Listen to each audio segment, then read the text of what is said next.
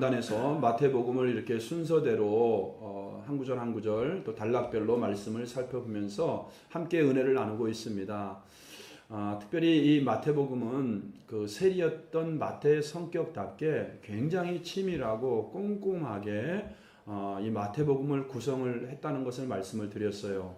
그래서 마태복음에는 크게 예수님의 설교가 5덩어리가 있는데 그것은 마치 예수님께서 모세 오경을 썼던 모세처럼 모세가 창세기, 출애굽기, 레위기, 민수기, 신명기 이렇게 모세 오경을 남긴 것처럼 예수님도 모세와 같은 선지자로 하나님이 보낸 분이다. 이것을 원독자였던 유대인들에게 이제 하나의 제시하기 위해서 증거하고 증명하기 위해서 의도적으로 설교를 5덩어리를 썼다 이렇게 말씀을 드렸습니다.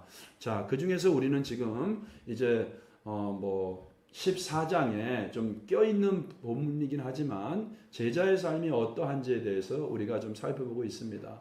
자, 오늘은 여러분 우리가 중보자 예수 한번 따라해 보세요. 중보자 예수. 중보자 예수. 이런 주제로 같이 좀 은혜를 나누기를 원합니다. 자, 지난 시간에 말씀드린 것처럼 이제 마태복음 14장에는 크게 2가지 사건이 기록되어 있습니다. 먼저 결론부터 말씀드리면 그 유명한 얼마나 중요했으면 사복음서 전체에 기록되어 있는 오병이어 사건, 그리고 이제 바다 위를, 물론 바다라는 것은 갈릴리 이제 호수를 얘기하는 것이지만 그 갈릴리 바다를 풍랑이는 갈릴리 바다 위를 걸어가는, 그리고 풍랑을 잠잠케 한, 그리고 바다 위를 걸어가는 그 2가지 사건이 기록되어 있습니다. 자, 마태복음 14장은 여러분 어떤 사람들에게 예수님께서 보여주었냐면은 첫 번째는 예수님을 대적하고 죽이려는 사람들, 우리가 지난 시간 살펴봤죠. 예수님을 대적하고 죽이려는 사람들, 그리고 그 정도까지는 아니지만 예수님을 외면하고 배척하는 사람들에게 예수님께서 스스로 나는 이 오병이어 사건을 통해서 나는 스스로 이런 사람이다 라고 선포하는 내용이라고 말씀을 드렸습니다. 또 더 나아가서 예수님에 대해서 오해하고 있거나 예수님에 대해서 저분이 누군가 이렇게 예수님에 대해서 질문하고 있는 사람들에 대해서도 대답하고 있는 본문이 마태복음 14장이라고 말씀을 드렸고, 예수님께서는 오병이어 사건을 통해서, 그리고 오늘 풍랑을 잠잠케 하고 바다 위를 걸어가는 사건을 통해서 나는 이런 사람이다 이렇게 그들에게 선포하고 있는 그러한 장이라고 말씀을 드릴 수가 있습니다. 오늘날 마찬가지입니다. 오늘날 현대를 살아가는 우리들에게도 하나님은 말씀을 통해서 우리 개인과의 인격적인 만남을 통해서 간증을 통해서 나는 누구다 이렇게 하나님은, 예수님은 말씀을 하고 있는 것이죠. 자, 오늘 여러분 우리가 지난 시간에는 오병이어 사건을 통해서 예수님께서 어떤 교훈을 주셨냐면 나는 하늘로부터 내려와서 찢겨진 떡이 되어서, 친히 예수님께서 찢겨진 떡이 되어서 자기 백성들에게 생명을 주시는 메시아 그리스도다. 오병이어 사건을 통해서 예수님께서 그렇게 이제 말씀을 주셨습니다. 자, 그리고 이제 오늘 본문을 이렇게 돌아가 보면은 예수님께서 산에서 기도하시다가 풍랑 있는 바다로 걸어오셔서 이제 굉장히 큰 위협과 생명의 위협을 느끼고 물에 빠져 죽게 되는, 바다에 빠져 죽게 되는 그 제자들을 구원해 주는 그 스토리가 우리가 읽은 본문입니다. 오늘 이 본문, 특별히 이제 풍랑을 잠잠케 하신, 그리고 제자들을 건져 주신 예수님을 통해서 예수님이 이 사건을 통해서 나는 누구냐 자기 스스로를 이렇게 계시하는 이 사건인데, 예수님께서 나는 이런 사람이다 이렇게 3가지로 계시를 하고 있는데, 이거를 우리가 한번 한 가지씩 살펴보면서 우리에게 주는 메시지를 좀 받고자 합니다. 첫 번째, 여러분 이 메시지를 통해서 예수님은 나는 너희들의 중보자다. 따라해보세요. 나는 너희들의 중보자다. 쉽게 얘기하면 나는 너희들을 위해서 중보 기도하는 사람이다. 중보 기도하는 자다. 이렇게 말씀을 하고 있는 것입니다. 여러분 22절을 보면은 예수께서 즉시 제자들을 재촉하사 자기가 무리를 보내는 동안에 배를 타고 앞서 건너편으로 가게 하시고, 그러니까 제자들을 재촉해서 배를 타고 건너편으로 보내시는 모습이 22절에 나옵니다. 그리고 23절에 보니까 무리를 보내신 후에 기도하러 따로 산에 올라가시니라. 뭐 하러 올라가셨다 그랬죠? 기도하러 따로 산에 올라가시니라. 하나님이신 그 본체가 하나님이신 그분께서 사실 기도해야 될 이유가 없을 수도 있습니다만, 예수님께서는 하나님이시면서도 제자들을 위해서 따로 산에 기도하러 올라가셨다. 이렇게 말씀을 하고 있고, 저물매 거기 혼자 계셨다. 이렇게 말씀을 하고 있는 거예요. 자, 그러니까 여러분 보세요. 제자들은 세상을 상징하는 바다로 보내셨고, 예수님은 세상을 상징하는 바다 가운데 있는 제자들을 위해서 기도하러 산에 올라가셨다는 것입니다. 예수님은 우리의 죄와 허물을 위해서 십자가에 죽으시고 부활하시고 하나님 보좌 우편에 올라가셨죠. 그리고 하나님 보좌 우편에서 마치 산에 올라가서 세상으로 제자들을 파송한 이후에 제자들을 위해서 기도하신 것처럼 여러분 이걸 믿으시기 바랍니다. 주님은 지금도 하나님의 보좌 우편에서 저와 여러분을 위해 중보 기도하는 살아계신 주님인 것을 믿으시기를 축복합니다. 찢겨진 떡이 되어서 너희들에게 생명을 주기 위해서 이 땅에 오신 분일 뿐만 아니라 이제는 뭐예요? 우리를 위해서 여전히 하나님의 보좌 우편에서 기도하시는 분이 바로 주님이시다. 우리를 위해서 여러분 나는 나를 위해서 기도하는 사람이 없는 것 같아요. 여러분 이렇게 너무 소심하거나 섭섭해하지 마십시오. 정말 우리를 위해서 기도하시는 분은 누구예요? 주님께서 저와 여러분들을 위해서 여러분들이 영원한 하나님의 보좌에 이를 수 있도록 천국에 이를 수 있도록 주님은 여러분들을 위해서 지금도 기도하시고 지금도 여러분들을 사랑하시고 여러분을 지키시는 하나님이라는 것을 이 본문을 통해서 말씀을 하고 있는 거예요. 자, 그래서 여러분 우리가 로마서 8장 34절을 보시면 이런 말씀이 있습니다. 시작. 누가 정죄하리요? 죽으실 뿐 아니라 다시 살아나신 이니 그리스도 예수시니 그는 하나님 우편에 계신 자요 우리를 위하여 여기서 뭐라고 얘기합니까? 하나님 우편에 계신 주님은 다시 살아나셔서 우리 죄를 위해서 죽으셨는데 다시 살아나셔서 지금 뭐예요? 하나님 우편에 계셔서 우리를 위하여 뭐 한다고요? 간구하시는 자니라. 할렐루야. 여러분 주님이 여러분들을 위해서 기도하신다는 사실에 소망을 가지고 힘을 내시기 바랍니다. 아무리 우리가 광야와 같은 힘든 세상을 살면서 이런 일을 만나게 되고 속상한 일을 경험하게 되고 심지어는 내 삶을 내려놓고 이제는 포기하고 싶을 만큼 어려운 시험을 만날 때가 얼마나 많습니까?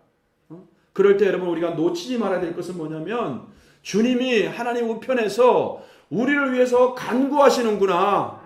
사도 바울은 우리에게 이걸 도전하고 있는 거예요. 사도 바울도 주님을 위해서 얼마나 많은 생명의 위협을 느꼈고 얼마나 많은 매를 맞았고 환난과 핍박을 당했고 얼마나 많은 고난을 겪었습니까? 그러나 그가 버틸 수 있었던 것은 뭐냐면은 주님이 나를 위해서 기도하고 계시구나.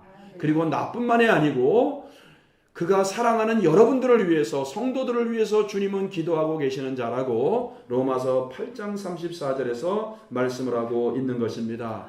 여러분 이 말씀을 붙잡고 여러분 힘을 내시기를 바랍니다. 할렐루야. 자, 두 번째는 여러분 오늘 본문을 통해서 주님은 누구라고 우리에게 가르쳐주고 있냐면 위로하시는 중보자다. 따라해보세요. 위로하시는 중보자. 우리를 위해서 기도하는 중보자. 첫 번째가. 그럼 두 번째는 뭐예요? 우리를 위해서 위로하시는 중보자다. 자, 여러분 보세요. 24절에 보니까 지금 제자들이 세상을 상징하는 바다로 여러분 지금 이제 파송을 받았습니다. 근데 제자들이 바다에서 만난 거는 뭡니까? 풍랑이라고 하는 위기예요. 우리가 여러분 주님께로 주님을 믿고 예수를 믿으면 우리가 원하는 대로 내가 기대하는 대로 내 모든 소원이 다 이루어지고 만사형통되고 그냥 다 문만 활짝활짝 열리면 얼마나 좋겠습니다만 그렇지 않고 주님은 때로는 우리의 믿음을 훈련시키기 위해서 우리를 더 성숙하고 주님을 닮은 사람으로 더 큰 사명을 맡기기 위해서, 더 하나님이 쓰시는 사람으로 세우기 위해서 다윗을, 모세를 훈련시키고 연단시켰듯이 우리를 훈련시키고 빚어가는 기간이 있다는 겁니다. 그럴 때 여러분 우리는 지쳐 쓰러질 것이 아니고 제자들이 예수님이 재촉해서 지금 간 곳입니다. 예수님이 파송했다는 거예요. 예수님이 재촉해서 제자들을 보냈는데 그들이 맞닥뜨린 것은 뭐예요? 풍랑이었어요. 인생의 위기였다는 것입니다. 그래서 여러분 바다에서 물결로 말미암아 고난을 당하고 있었다. 이렇게 성경은 24절에서 말씀을 하고 있는 것이에요. 그리고 이어서 25절, 26절을 보면은 밤 사경에 예수께서 바다 위로 걸어서 제자들에게 오시니 26절 제자들이 그가 바다 위로 걸어오심을 보고 놀라 유령이라 하며 무서워하여 소리지르거늘. 여러분 한번 상상을 해보세요. 우리는 성경을 통해서 글로 이거를 지금 접하고 있지만 그 장면을 여러분 한번 생각해 보세요. 캄캄한 여기서 밤 사경이라는 것은 새벽 3시에서 6시거든요. 그 당시에 전기불이 있습니까? 뭐가 있습니까? 칠흑같이 어둡죠. 그 캄캄한 밤에 바람과 풍랑은 막 그냥 어마어마하게 몰아쳐서 배는 풍전등화에 놓여 있는데 저쪽에서 시커먼 물체 하나가 나타나더니 바다를 걸어와요. 제자들의 심정을 이해하겠습니까? 유령이라 귀신이라고. 그리고 그들은 또 이 바다는 귀신들이 사는 곳이라고 생각을 했거든요. 얼마나 무서웠겠어요? 얼마나 두려웠겠어요? 제자들이 견디고 견디다 못해서 이제는 완전히 포기하고 죽을 지경 아닙니까, 여러분들? 우리도 그럴 때 있죠. 그래서 여러분 이 밤 사경이라는 것은 내 힘으로 어떻게 해결할 수 없는 문제, 내 힘으로 어떻게 해결할 수 없는 고통을 이야기하는 겁니다. 우리가 이런 게 왜 없어요, 여러분들? 너무나 많죠. 너무나 많죠. 그래서 심지어 여러분 보세요. 자기 목숨을 스스로 던지는 사람도 있잖아요. 이찬수 목사님 얘기 들어보니까 자기가 사랑의 교회 부목사로 있으면서 고3을 가르쳤대요. 근데 한 해에 5명이 뛰어내렸대요. 강남에서. 5명이. 강남에 사는 아이들이 뭐가 부족했겠어요? 자기가 맡고 있는 고3 아이들 5명이 뛰어내려서 목숨을 끊는 거 보고 이찬수 목사님이 토요일 밤만 되면 잠을 못 잤대요. 그땐 결혼하기 전이니까 자기 방에 언제든지 와라. 언제든지 연락해라. 처음에는 사랑의 교회 갔을 때 적응이 안 돼서 서문교에 있었나 봐요. 대구에. 그래서 월요일마다 사랑의 교회가 그렇게 적응이 안 됐대요. 그 월요일마다 서문교회 가서 그냥 그 교회 근처를 빙 돌고 공원에 있다가 올라오는 게 그분의 일과였대. 그러다가 내가 이렇게 해서는 안 되겠다. 내가 사랑의 교회 왔는데. 그래서 그때부터 하나님 나 사랑의 교회를 사랑하게 해주세요. 오카노 목사님을 내 목사님으로 담임 목사님으로 인정하게 해주세요. 막 처음에는 그런 과정이 있었더라고요. 근데 어쨌든 간에 5명이 뛰어내린 거예요. 우리가 여러분 이렇게 인생에 사경을 만날 때가 많아요. 밤 사경을 만날 때가 많아요. 아무래도 말할 수 없는 고통, 몸부림치는 정말 잠을 이룰 수 없는 이런 밤을 보내는 사람이 여러분 얼마나 많습니까? 우리가 한 사람 한 사람 그 사연을 들어보지 못하고 그 사람 마음을 헤아리지 못하고 우리가 그 사람 입장을 이해하지 못해서 그렇지 누구에게도 말하지 못하는 상처와 아픔을 오늘 우리 현대인들은 다 안고 살고 있습니다. 근데 주님은 모든 걸 포기하고 이제는 죽었구나. 이제는 소망이 없구나. 이럴 때 주님은 뭐예요? 마치 제자들에게 바다 위를 걸어서 찾아오시는 것처럼 그렇게 주님은 여러분들의 인생을 찾아오셔서 여러분을 위로하신 하나님. 그것을 이거는 오늘 이 본문을 통해서 우리에게 보여주고 있는 거예요. 따라해보세요. 내니 두려워하지 말라. 안심해라. 내니 두려워하지 말라. 여러분 이 음성을 들을 수 있길 축복합니다. 주님은 여러분들에게 이렇게 위로하시는 하나님이셔요. 아무도 세상이 여러분을 위로하지 못해도 주님은 내 편이구나.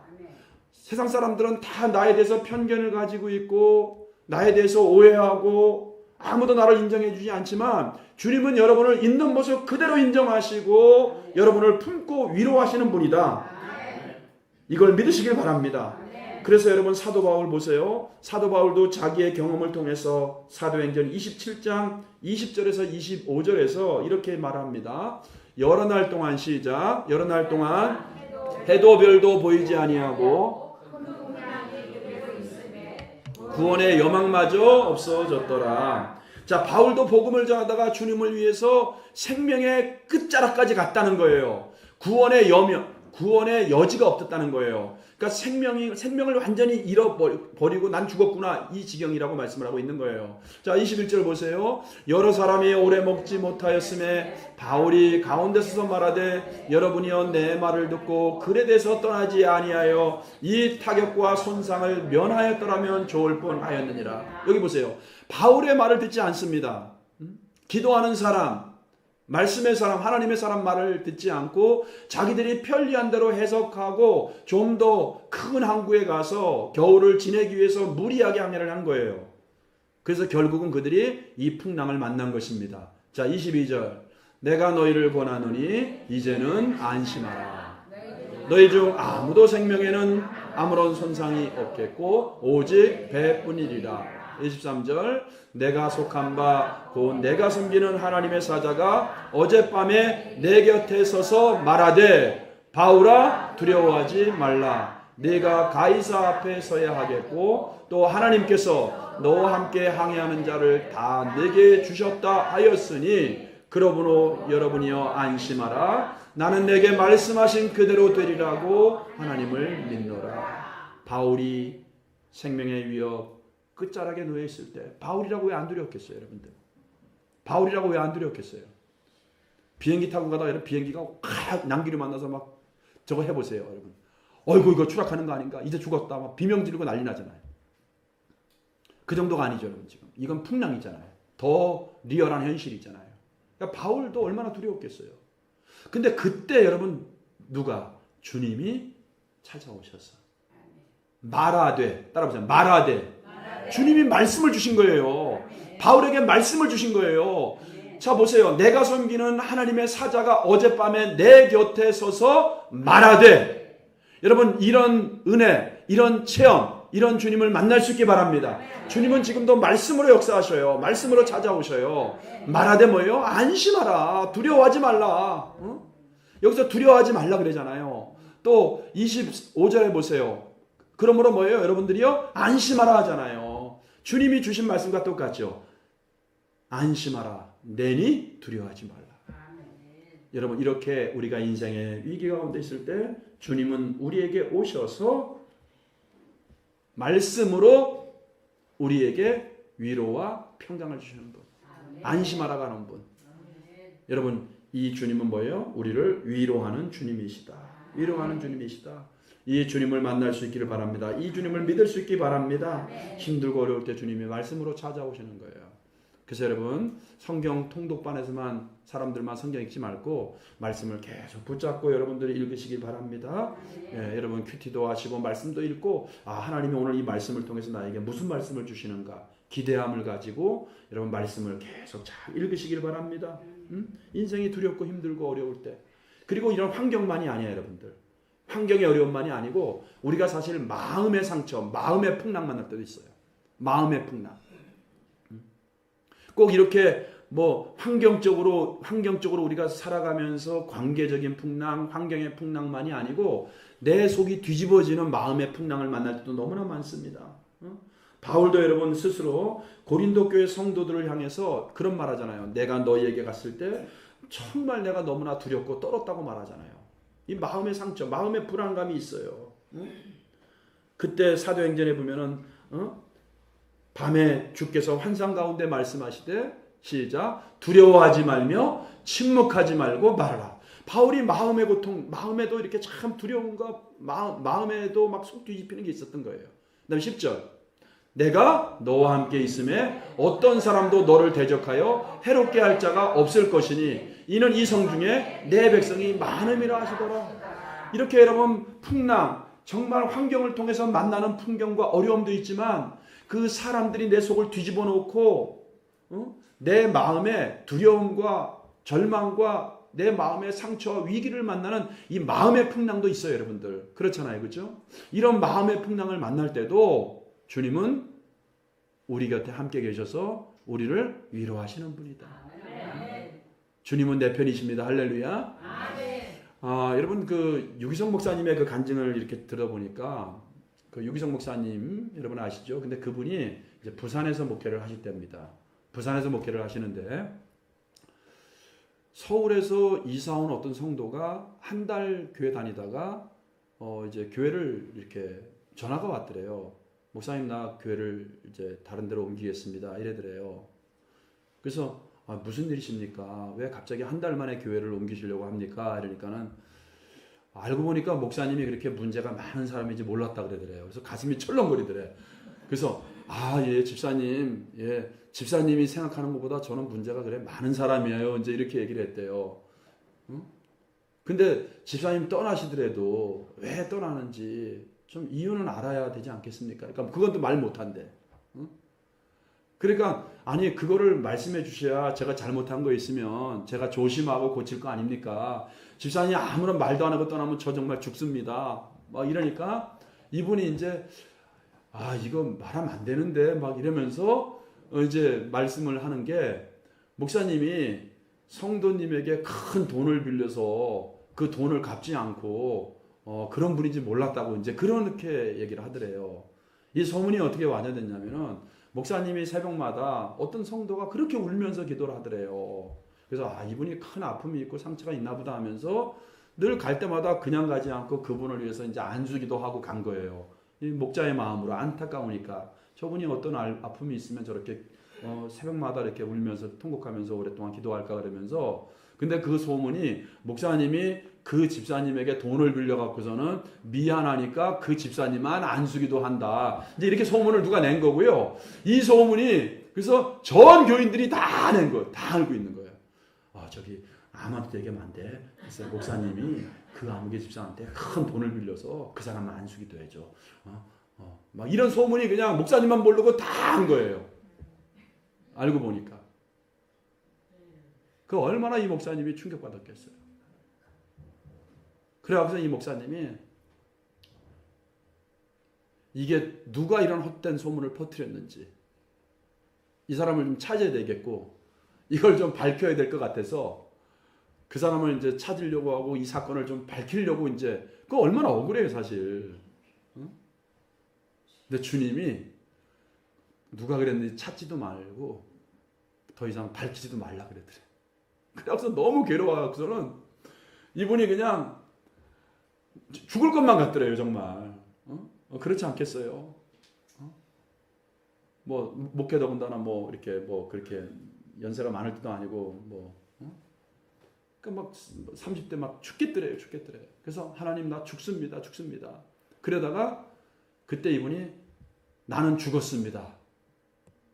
정말 죽겠더래요. 그래서 나는 죽었습니다. 정말 나는 죽었다고 이렇게 선포하고 기도하고 그러면서 나는 죽었습니다. 한 10번 정도 기도하니까 진짜 그러면서 얼마나 이 목사님이 통곡을 하고 막 이렇게 기도했는지 나중에는 자기가 진짜 죽은 것 같고요. 자기가 뭐 때문에 통곡하고 뭐 때문에 우는지도 모르겠더래. 목사님. 그러면서 딱 깨달아지는 게 뭐냐면 주님의 마음이 느껴지더래요.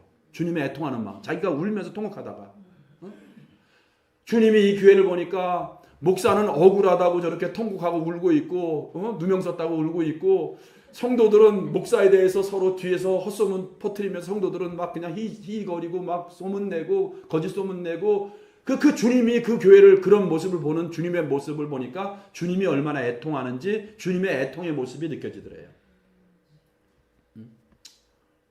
근데 여러분 그 마음을 결국은 누가 위로해줘요? 주님이 위로해 주잖아요. 여러분 우리가 속상한 일 많잖아요. 어떻게 다 명명백백하게 다 얘기를 해요.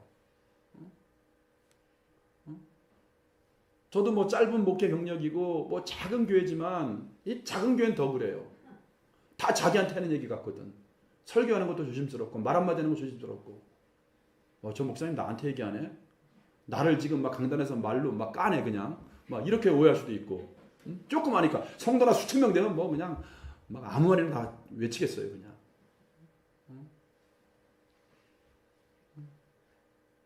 교회에 대해서 여러 가지 어려움이 있을 때 또 그런 문제가 있을 때 여러분들에게 시시비비고 어떻게 다 얘기하겠어요. 그러다가 더 확장되고 더 요만한 문제가 이렇게 와전되고 확장되고 서로 오해하고 다 떠나겠죠, 교회. 근데 주님은 여러분 보세요. 밤 사경을 만날 때 환경을 통해서도 우리가 밤 사경을 만날 때 우리에게 찾아오셔서 세상 사람들의 위로로 우리가 위로받지 못할 때, 아무도 나를 위로할 수 없을 때 우리를 위로해 주시는 분, 또 내 마음에 속상함이 있어서 속이 뒤집어지는 상황 속에서도 주님이 우리를 위로해 주는 그 위로의 주님을 주님은 오늘 이 사건을 통해서 말씀하고 있는 거예요. 할렐루야. 여러분 이러한 주님을 여러분 만날 수 있기를 예수님의 이름으로 축복합니다. 자, 마지막 세 번째, 주님은 이 사건을 통해서 어떤 분인가 따라해 보세요. 나를 붙들어 주시는 중보자다. 자, 첫 번째는 나를 위해서 기도하는 중보자입니다. 두 번째는 나를 위로하시는 중보자입니다. 세 번째는 어떤 중보자다? 나를 붙들어 주는 중보자다. 우리를 위해서 기도하시고 중보기도해 주시고 또 말씀으로 찾아오셔서 내니 두려워하지 말라 말씀으로 위로하시는 중보자인과 동시에 이제는 뭐예요? 실질적으로 우리를 붙잡아 주시는 중보자라는 거예요. 자, 28절을 보세요. 베드로가 이제 예수님인 것을 알고 마음에 안심이 들어서 예수님께 말합니다. 베드로가 대답하여 이르되 주여 만일 주님이시거든 나를 명하사 물 위로 오라 하소서. 베드로는 알았어요. 보았습니다. 지금 배도 흔들리고 바다도 흔들리고 막 풍랑이 일고 다 흔들리는데 오직 한 분, 누구만 안 흔들려요. 주님만이 안 흔들려요. 흔들리지 않는 분은 주님밖에 없구나. 주님, 나를 명하사 나도 이 물 위를 걷게 해주세요. 나도 이 풍랑 위를 걷게 해주세요. 나도 이 고난을 통과하게 해주세요. 걷게 해주세요. 정말 베드로다운 믿음이에요. 그런데 주님이 오라 하니까 걸어가다가 금세 뭐예요? 풍랑과 바다를 보고 무섭고 두려워서 빠져가요. 그렇잖아요. 그렇죠? 우리가 그래요. 처음에는 막 믿음 있는 것 같고 막 기도하는 것 같고 나 혼자 성령 충만한 것 같고 야 다 믿겨 다 믿겨 막 이렇게 그냥 이렇게 신앙생활 하다가 보이지도 않아.